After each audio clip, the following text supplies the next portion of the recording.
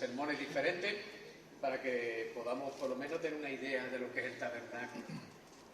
Yo me gustaría hacer una pregunta. ¿Qué propósito hay en tu vida? ¿Por qué estás aquí? ¿Cuál es tu futuro?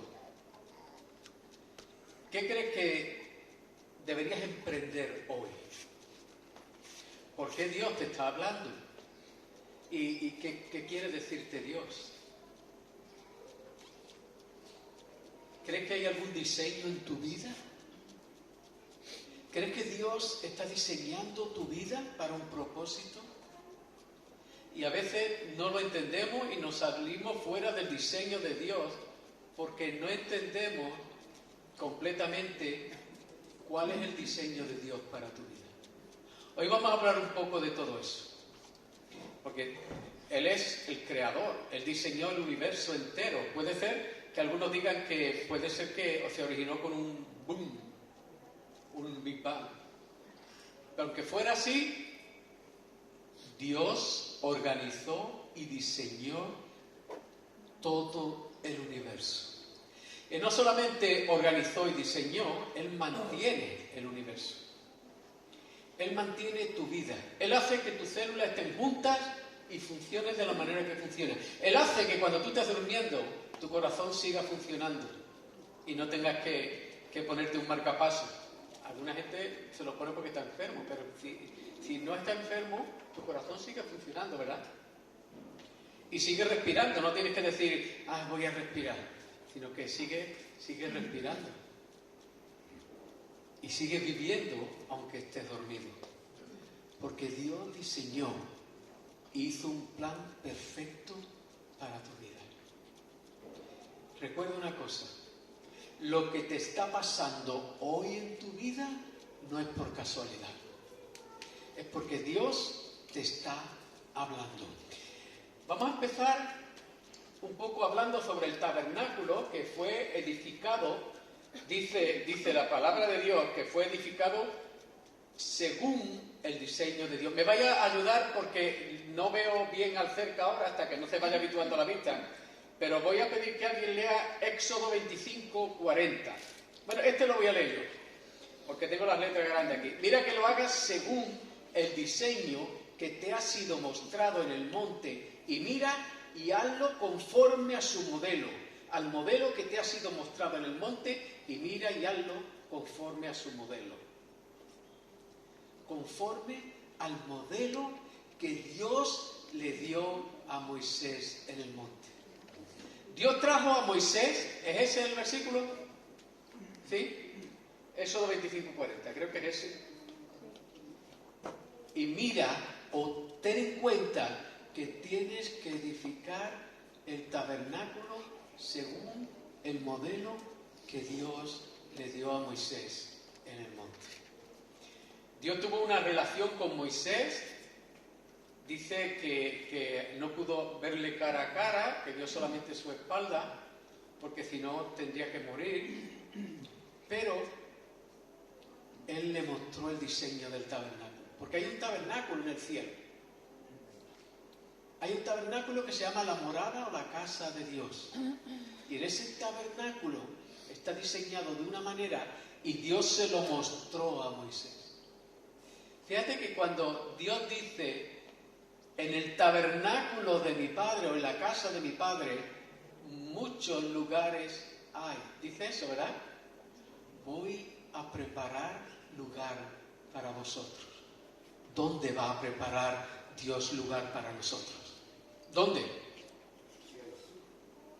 En el Santísimo. En el tabernáculo de Dios. En el lugar donde Dios habita, Él quiere que nosotros estemos con Él. Él no va a preparar un lugar donde están los ángeles, en cualquier otro lugar. Él va a preparar un lugar en la morada de Dios, en el tabernáculo de Dios, en el Santísimo, donde Dios habita. Dios está preparando un lugar para nosotros. ¿Lo habías pensado alguna vez? Dios está preparando una habitación para ti y para mí en el lugar donde Él habita. Pero Dios hizo el tabernáculo conforme a un modelo que Él tenía en su mente. No en su cabeza, porque Dios no tiene su cabeza, pero sí en su mente, en su conocimiento. Él había diseñado un tabernáculo. Y ese tabernáculo que Él diseñó tenía un propósito. Tenía un triple propósito. Hablaba de lo que Dios quiere y lo que Dios, con lo que Dios se identifica o Dios quiere que haya en su presencia. También habla de cómo iba a ser aquel Jesucristo que Él iba a mandar al mundo para pagar el precio de nuestros pecados. Su carácter, su obra, todo lo que Cristo era está reflejado en el tabernáculo. Pero también habla de lo que tú y yo somos. Déjame que te muestre un texto interesante. Vamos a leer Juan 14, 23, que algunos hermanos lo lean porque este sí que no lo puedo ver. Juan 14, 23.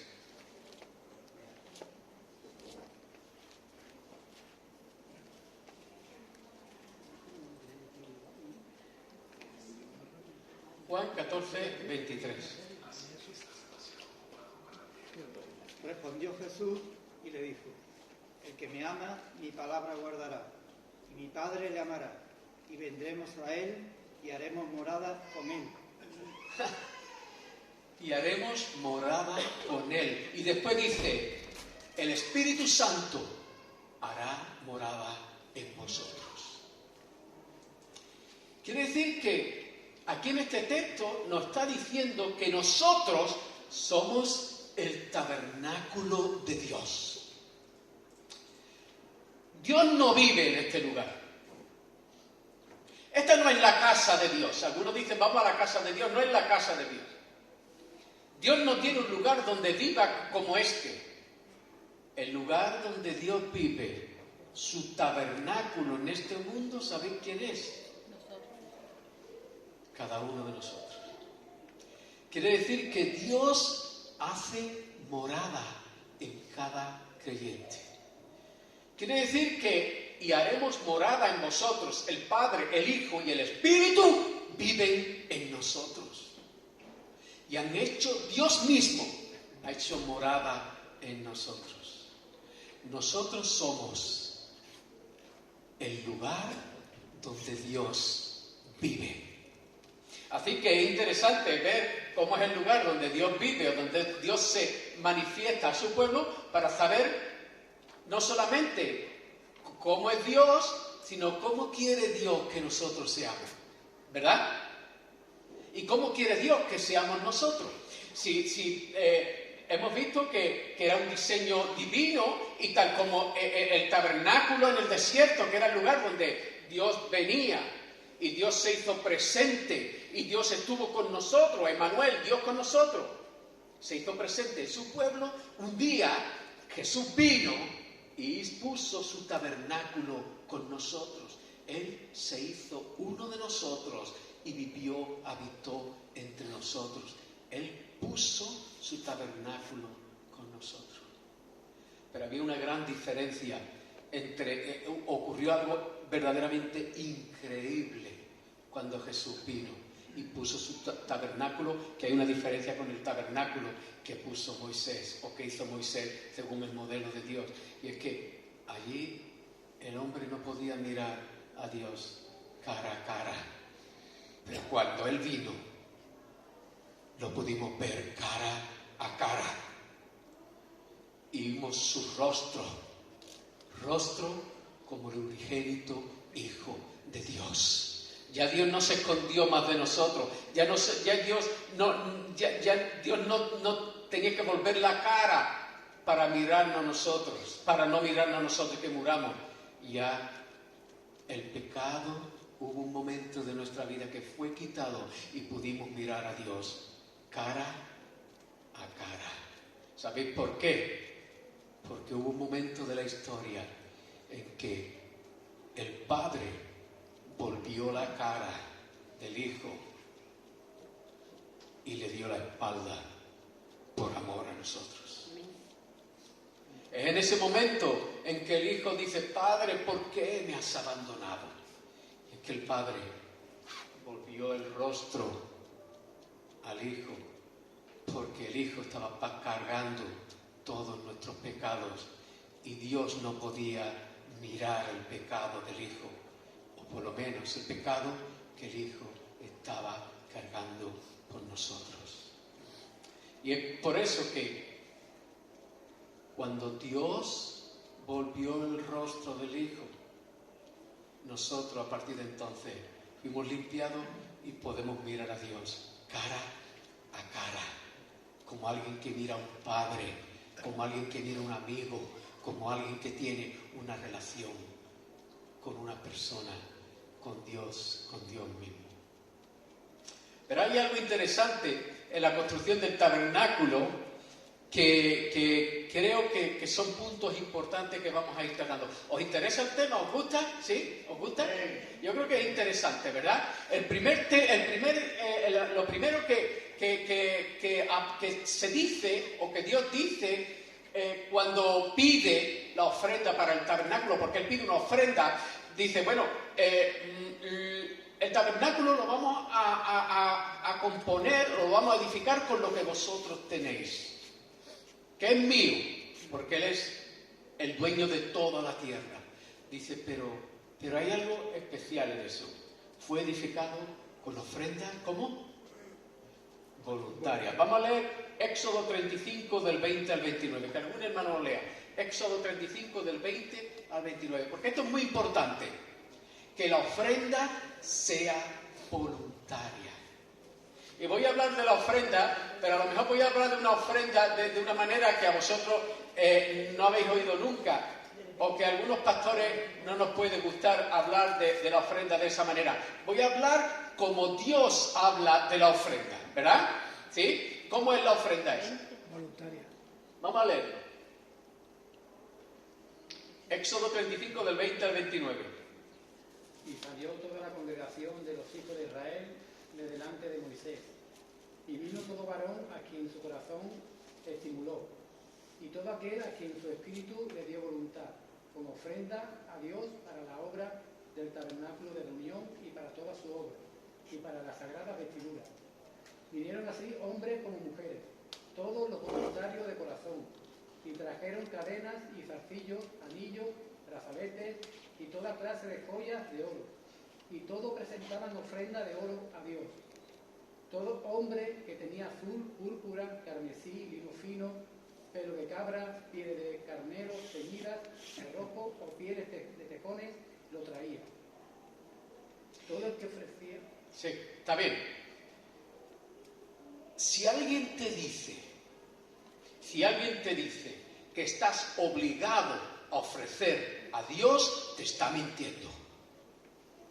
Si alguien te dice que estás obligado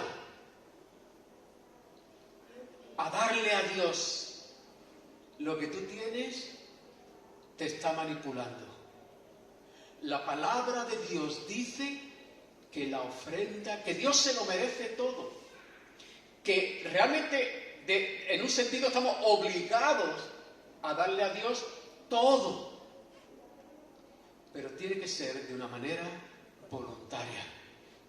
Tiene que ser que tú entiendas, porque fíjate que dice, como Dios puso, ¿dónde?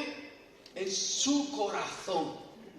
Y si leemos en 2 Corintios 9, del 7 al 9, dice que cada uno dé como propuso en su corazón, no porque alguien te obligue, no porque te digan que tienes que dar, no porque te obliguen a decir tú tienes que dedicar tu tiempo, tú tienes que venir a la iglesia, tú tienes que, eso es falso. Cuando venimos a la iglesia, cuando le ofrecemos a Dios nuestro tiempo, tiene que ser de corazón. Tiene que ser porque tú lo sientes, porque tú quieres darle a Dios tu tiempo, porque tú quieres darle a Dios tus dones. Fíjate que un poco después, en el mismo versículo, habla de que Dios preparó los corazones de la gente y dieron de manera voluntaria, pero también preparó las capacidades de la gente, de su pueblo y hubo gente que tenía capacidades que Dios le había dado y lo pusieron al servicio del templo, del tabernáculo, para darle la gloria a Dios, para colaborar en el trabajo de Dios, para hacer lo que Dios quería, pero de manera voluntaria. No me gustaría que nadie viniera a la iglesia porque tiene que venir. No me gustaría que nadie viniera a una reunión de mujeres, de hombres, a un discipulado, a una actividad de la iglesia porque yo lo obligue, porque yo diga que tú tienes que venir. No, esa no es la manera correcta. La manera correcta es de manera voluntaria. Porque tu corazón te lo dice. Porque tú amas a Dios.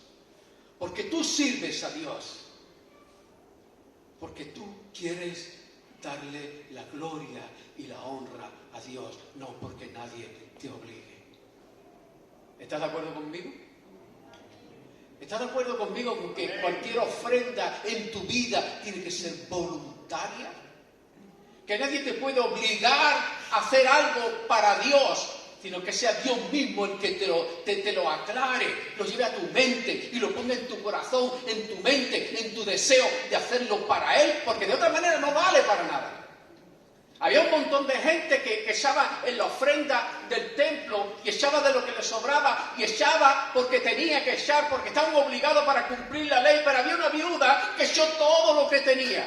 Y era poquito, a lo mejor eran 5 euros, pero era todo lo que tenía. Pero ¿sabes la diferencia entre uno y otro? Que uno lo hizo porque tenía que hacerlo, porque estaba obligado, y el otro lo hizo porque lo tenía en su corazón y amaba a Dios más que al dinero y más que la necesidad que tenía. Dios quiere y ama al dador. ¿Cómo? Y no está hablando solamente de dinero. Está hablando de poner al servicio de Dios lo que tú tienes. Puede ser tu dinero, puede ser tu tiempo, puede ser tu casa, puede ser lo que tú tengas y que Dios ha puesto en tu corazón, que lo haga con alegría. Con alegría, porque es un privilegio. ¿O no es un privilegio que Dios te haya elegido a ti para llevarte a habitar en el lugar santísimo con Él? ¿Cómo pagas tú eso? ¿Cómo se puede pagar eso? Porque ese es nuestro futuro. Nuestro futuro es vivir con Él en el lugar santísimo para siempre. En la casa de mi Padre muchas moradas hay, y hay una para ti. Hay una para ti, en la presencia del Dios Todopoderoso, rigiendo el universo, gobernando el universo, a los ángeles y a todo el universo, junto a Él, sentado en su trono. Porque dice Jesús que nos sentaremos en su trono. ¿Quién se sienta en el trono del Rey? Su Hijo.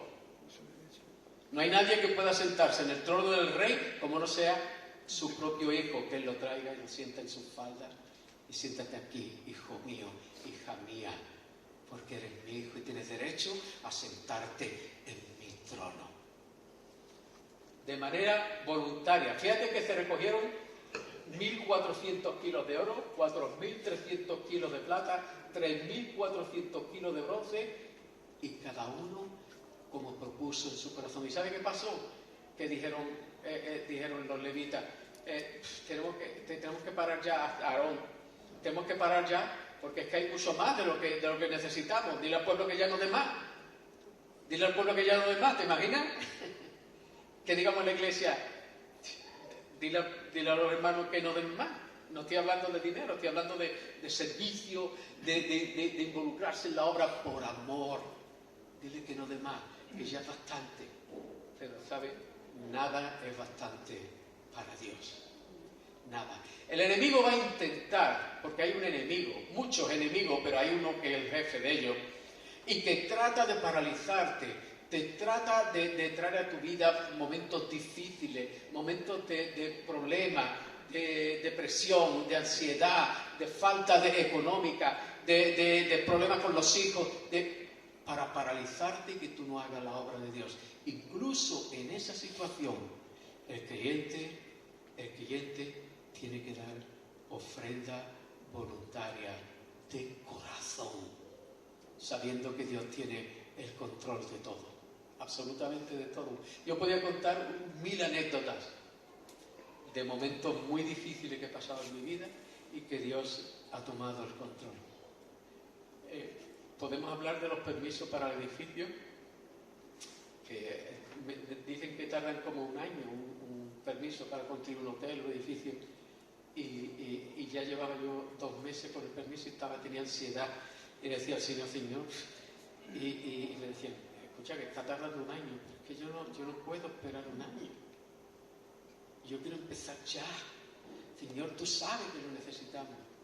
Y me llamaron el viernes y me dijeron, es que ha salido una nueva ley. ¿Crees que por casualidad que salga una nueva ley? Y vosotros entráis dentro de esa ley. Si el lunes pide el permiso de esta manera, rellena este documento, el martes pueden empezar la obra. Porque vosotros, parece que la ley se ha hecho para vosotros. ¿Qué te parece? ¿Cómo actúa Dios? ¿Cómo trabaja Dios? Que es capaz de levantar una ley que nos beneficia, aunque tú pienses, bueno, es mucha casualidad, ¿no?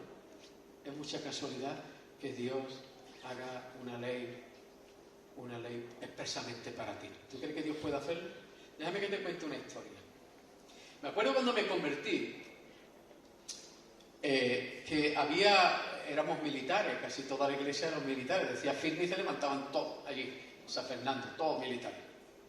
Y había un hermano, se llama Eloy, y él era suboficial, y lo llamaron para que fuera a la onomástica del rey. ¿Sabe lo que es la onomástica? El salto del rey. Y él dijo, mire usted, mi comandante, yo brindo por el rey cuando él quiera, pero por su santo no brindo yo, y no voy a ir. Pero es que está obligado a ir. Bueno, usted haga lo que quiera, yo no voy a ir. Y lo arrestaron. Y lo arrestaron allí en el cuartel y no pudo salir por unos días. Entonces, yo me acordé de que mi padre le había enseñado al rey en el Juan Sebastián Elcano, pues maniobra, había tenido una buena relación, su maestro de él, y mi padre ya había fallecido, pero le escribí una carta al rey y le dije, Majestad, yo soy Pedro Espada, el hijo de Manuel Espada, que estuvo con usted en el Juan Sebastián Elcano. Como español estoy dispuesto a dar mi vida por usted y como militar. Pero hay un rey que está por encima de usted, que es el Rey de Reyes y el Señor de Señores. Y yo, desde mi punto de vista, tengo que obedecerle a él y no puedo ir a su onomástica porque no creo en ello. Y han arrestado a un compañero creyente también que cree lo mismo. Y me gustaría que usted interviniera en este asunto. 2 semanas después recibí una carta del rey. ¿Tú te lo puedes creer? El rey me contestó y me dijo, su secretario, que iban a tener en cuenta mi petición. Ese mismo año promulgaron, no me acuerdo si era un decreto, una modificación en la que decía que todo aquel que fuera a celebrar la onomástica del rey tendría que ser de manera voluntaria, que no se podía forzar a nadie. ¿Crees que el rey cambió la ley por mí? Él la cambió, pero quien puso en su corazón cambiar la ley fue Dios. Os podía contar 1000 anécdotas de cómo Dios trabaja con los reyes, con los gobernantes y hace cosas increíbles cuando tú le sirves de manera voluntaria por amor. Dios prepara el corazón y la capacidad de las personas que iban a colaborar también. No solamente prepara la ofrenda de corazón, sino que también preparó una serie de personas, que lo vemos en el capítulo 35, en el versículo 30 y 36.1, que algunos lo lean. 35, 30 y 36.1 de Éxodo.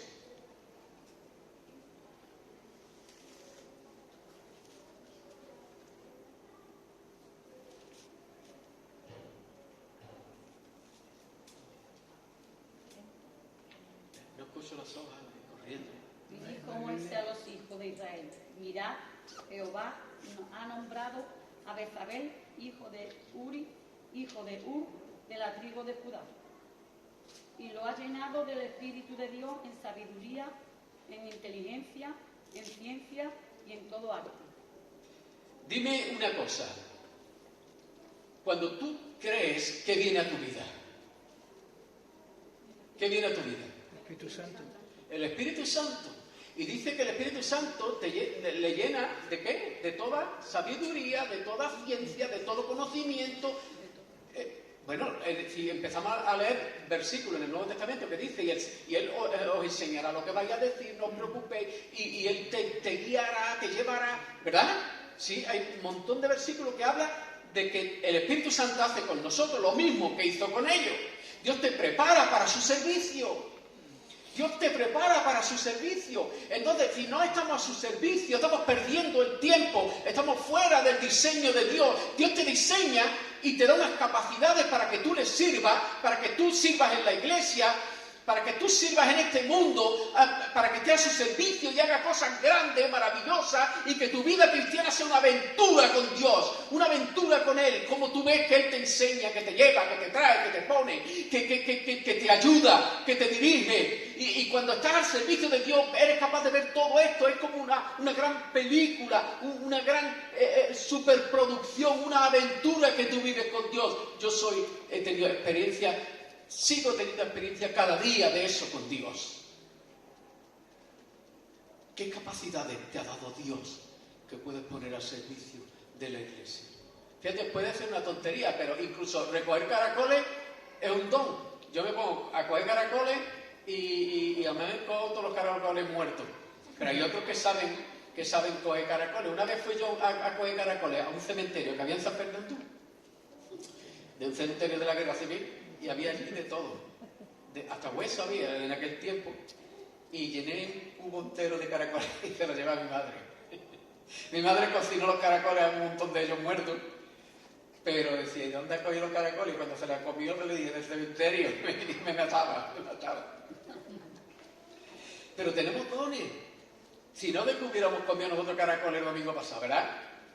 Porque hay hermanos que tienen, eso es un don. Una capacidad, encontrar tagarnina. Yo no soy capaz de encontrar, yo veo una tagarnina y me creo que es un cactus, no soy capaz de verlo, pero es una habilidad, ¿verdad?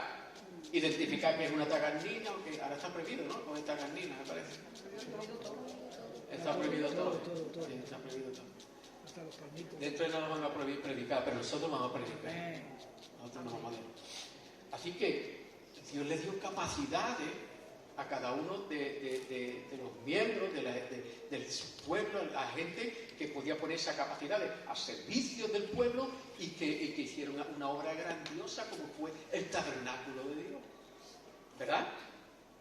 ¿Qué podemos hacer nosotros si cada uno de nosotros hiciéramos lo que Dios quiere en nuestra vida y pusiéramos nuestras capacidades al servicio de Dios? Bueno, pues el tabernáculo se componía de tres partes. Una era el atrio, que es el atrio, esta parte de aquí, ¿lo veis ahí? Esta parte de ahí, ¿sí? Se llamaba el atrio. Después estaba el santo, que es este lugar de aquí, y el santísimo, que estaba adentro.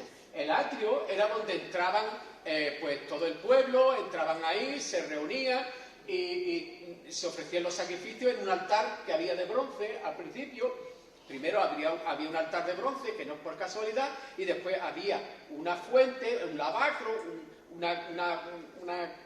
una palangana grande, también de bronce, donde ahí se lavaban.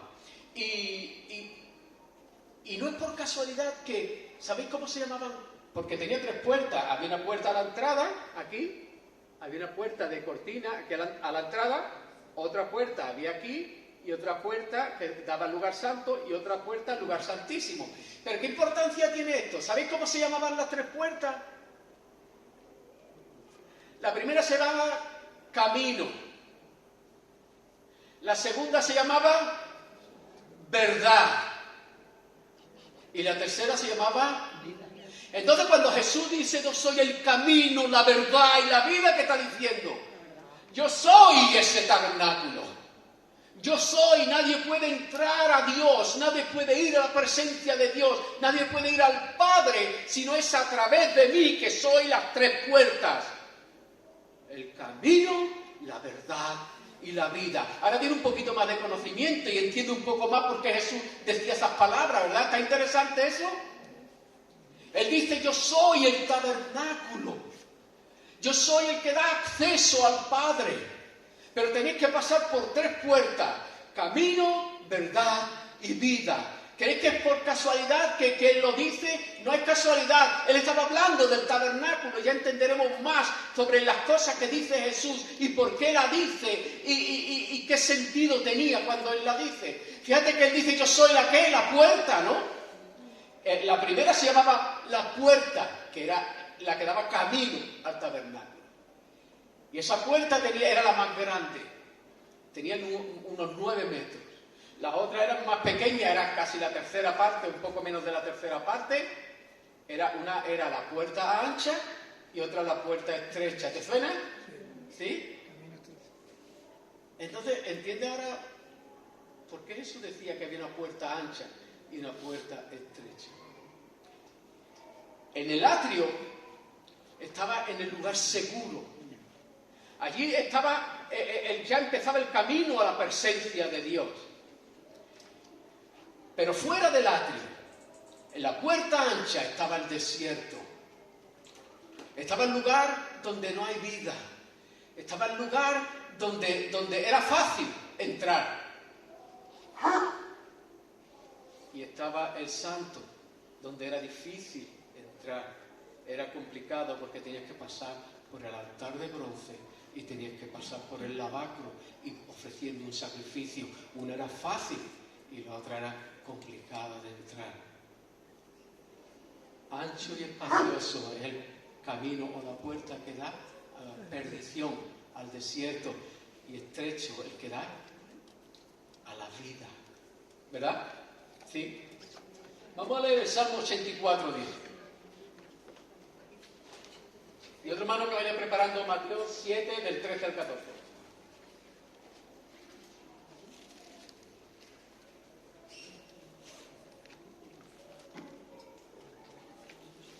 Salmo 84, 10.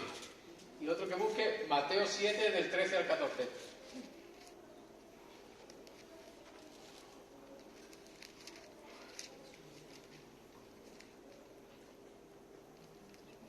Porque mejor es un día de tus atrios que 1000 fuera de ellos.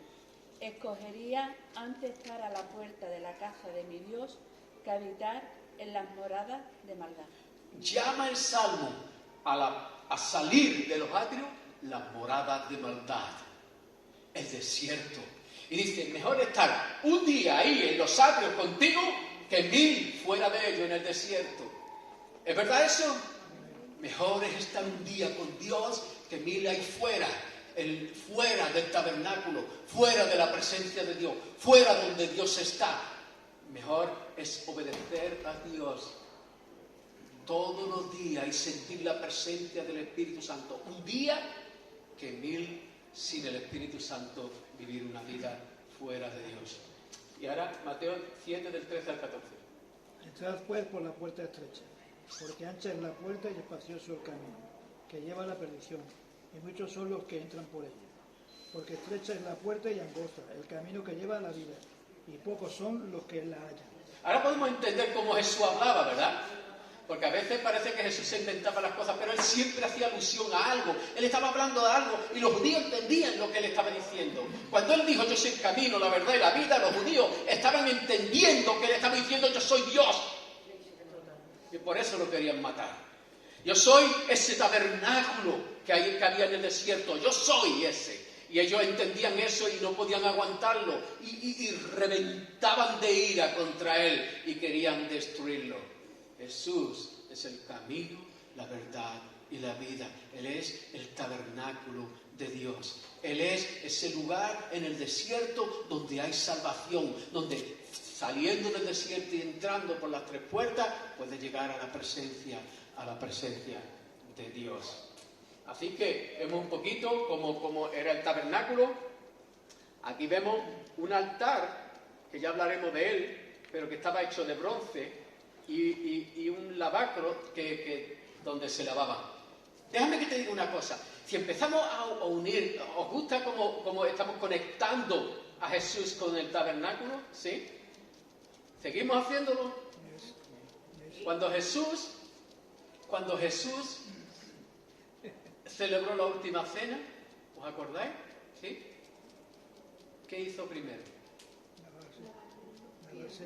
No, primero lo que hizo fue matar el cordero y celebrar la Pascua, ¿verdad? Después de haber cenado. Él lavó los pies a los discípulos. Primero mata el cordero, el altar de bronce. ¿Y después qué hace? Lava los pies a los discípulos, el lavacro. ¿Verdad? Fijaros si es verdad que él celebra la muerte del cordero, que es el mismo, y una vez que la sangre del cordero es derramada, es comido el cordero, él pasa a lavar a los discípulos y él dice, lávame, Pedro dice, lávame entero, ¿verdad? Y él habla de un ritual o habla de otra cosa. Él dice, el que está limpio no necesita ser lavado de nuevo, sino solamente los pies para la suciedad del camino. Y está hablando de lo que ha pasado allí. El cordero muere, te limpia completamente. Ahora alguien te tiene que limpiar cada día. ¿Quién te limpia cada día? ¿Quién te limpia cada día? Jesús te limpia cada día. Su sangre es el altar ese, simboliza es su sacrificio. El altar de bronce, el bronce significa o representa el castigo, la ira. Y el altar de bronce y el lavacro simboliza la limpieza. Jesús pagó la ira de Dios. La ira de Dios acabó con él, con su cuerpo lo destruyó. Su sangre aplacó su deseo de cumplir toda justicia y cubrió nuestros pecados. Y el lavacro nos limpia cada día. Por eso él dice que tenemos que lavarnos los pies los unos a los otros. ¿Y qué significa esto? ¿Significa que tú vas a pagar el pecado del hermano? No significa eso. Significa que tienes que cubrir el pecado de tu hermano. Significa que tú tienes que estar dispuesto no a hablar de lo que tu hermano ha hecho mal, de criticarlo, de decir lo que él ha hecho, sino como Jesús, humillarte delante del hermano y lavar sus pies, cubrirlo como uno hace con un hijo que no publica lo malo que ha hecho, sino que lo cubre, lo ayuda, lo enseña y lo entrena para que no lo haga más. Y nos enseña a hacer como él. El altar nos enseña como Jesús murió por nuestros pecados y derramó hasta la última gota de su sangre. El lavacro nos enseña que Él nos limpia cada día. Pero Jesús dice en Juan, como el Padre me envió, yo os envío. Y Él nos envía también a morir por los demás. A dar nuestra vida para que otros puedan vivir. A dar nuestra vida para que otros puedan conocer el Evangelio. Pero también nos enseña que tenemos que limpiar los pies a los hermanos. Tenemos que ayudarles, no condenarles. Tenemos que ayudarle a levantarse, a limpiar la suciedad de sus pies, a llevarlo a la presencia de Dios, a orar por ellos. ¿Para qué? Para que podamos ser conforme a la imagen de Jesús. Así que el tabernáculo habla de Jesús, habla de la iglesia y habla de ti también. No voy a seguir porque ya el próximo día hemos a hablar de las tres puertas, aunque había unos colores interesantes que hablaremos el próximo día, pero hablaremos también de ese altar de bronce, de esa fuente donde se lavaba, y vamos a entrar ahora después al santo y vamos a ver ese candelabro. Jesús dice, ¿yo soy qué? La luz de este mundo. Fíjate que constantemente Jesús hace alusión al tabernáculo. Ahora os vais dando cuenta, creo que es interesante y bonito saber cómo Jesús habla de que Él es ese tabernáculo. Y de que cada cosa que se construyó allí, las cubiertas, las cortinas, los recintos, las puertas, cada utensilio habla de Él. Y vamos a aprender qué dice de Él y qué dice de nosotros. Yo no sé si aquí hay alguien que aún no ha recibido al Señor. No sé si hay alguien aquí que aún no le ha dicho al Señor, Señor, yo quiero ser también un tabernáculo. Señor, yo quiero que tú vengas a vivir dentro de mí. Yo quiero que tú transformes mi vida. Yo quiero que tú me hagas como tú eres, como ese tabernáculo, como ese lugar donde tú nos hablas de cómo eres tú, pero cómo también quieres que nosotros seamos. Señor, yo quiero recibirte como Señor y Salvador de mi vida. Lo primero que tienes que hacer es entrar por las puertas con acción de gracias. Esa puerta que entra al atrio. Mirar a tu derecha y ver el altar de bronce donde Cristo, ese cordero que simbolizaba a Cristo muerto,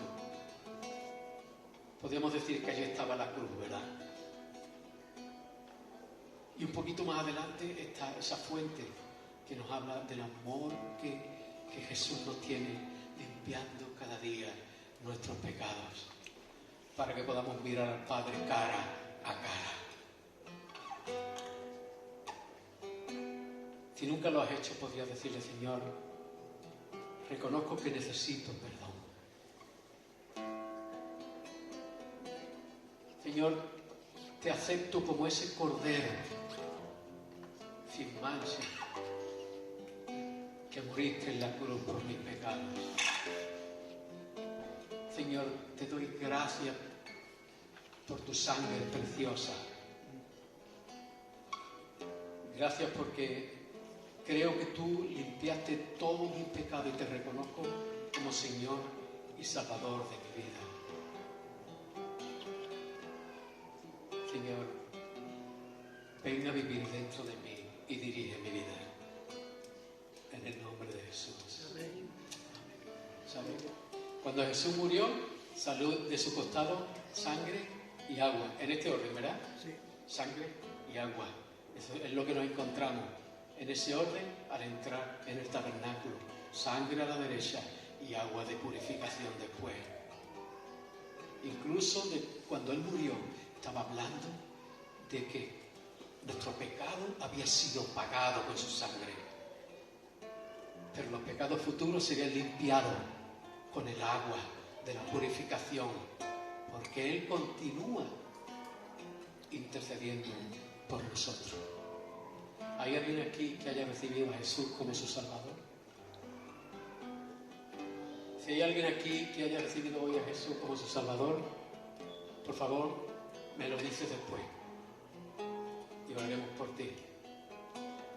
Si has hecho esta oración y la has hecho de corazón, lo que alguien te la enseñe, recuerda esto: el servicio a Dios, aceptar a Dios, amar a Dios, tiene que ser de corazón, no porque nadie te lo diga, de corazón. Si en tu corazón está seguirle, honrarle, bendecirle, dímelo después, porque yo quiero alegrarme también, como los ángeles se han alegrado hoy, si alguna persona lo ha recibido. Que el Señor los bendiga y seguiremos hablando del tabernáculo. Amén. Y ahora voy a pedir a los hermanos encargados de la cena del Señor que pasen aquí delante.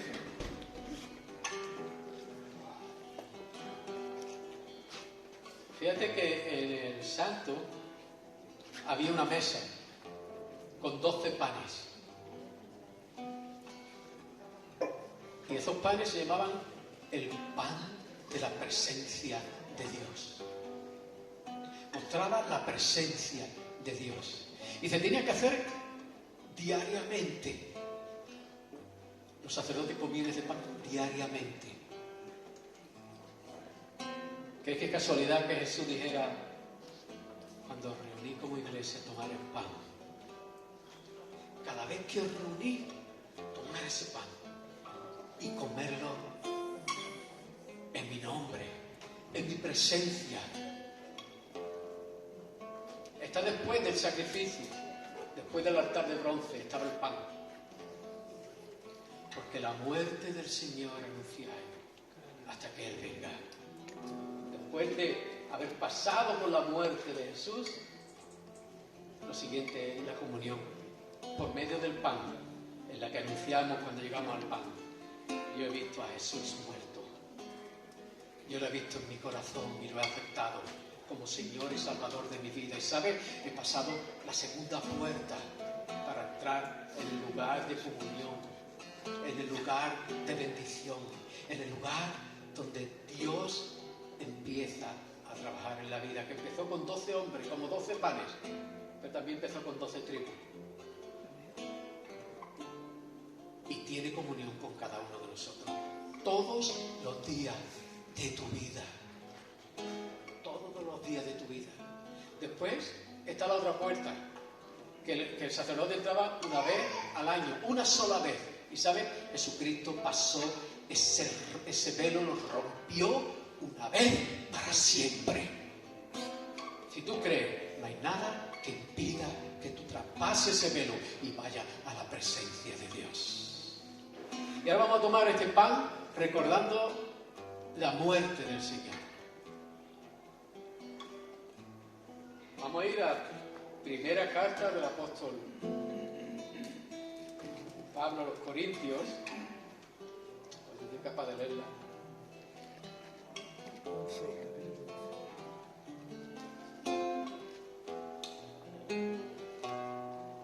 Primera de Corintios, capítulo 11. Y vamos a leer desde el versículo 23. Porque yo recibí del Señor lo que también os he enseñado. Que el Señor Jesús, la noche que fue entregado, tomó pan y habiendo dado gracias lo partió y dijo: tomad, comed, esto es mi cuerpo que por vosotros es partido. Haced esto en memoria de mí. Asimismo tomó también la copa después de haber cenado, diciendo: esta copa es el nuevo pacto en mi sangre. Haced esto todas las veces que la bebiereis en memoria de mí. Así pues, todas las veces que comiereis este pan y bebiereis esta copa, la muerte del Señor anunciáis hasta que Él venga. ¿Puedes dar gracias por el pan y tú por la copa? Padre, te damos gracias, Dios mío, por este pan, Dios mío, porque recordamos este cuerpo como fue molido, fue triturado. Gracias porque eres el Cordero que nos limpió con tu sangre bendita. Gracias por ese gran sacrificio que tú hiciste, Señor. Gracias también por recordarnos que tú eres el camino, la verdad y la vida. Gracias por recordarnos también que tú eres la luz del mundo. Gracias, Señor, por ese tabernáculo que somos cada uno de nosotros, Señor. Y gracias por haber venido a nuestra vida, Señor. Gracias en el nombre de Jesús. Señor, este vino representa tu sangre que tú derramaste en el Calvario, tu sufrimiento y el pago que hiciste, Señor. Gracias por haber pagado por nuestros pecados, Señor, que a través de eso estamos ahora aquí delante tuya y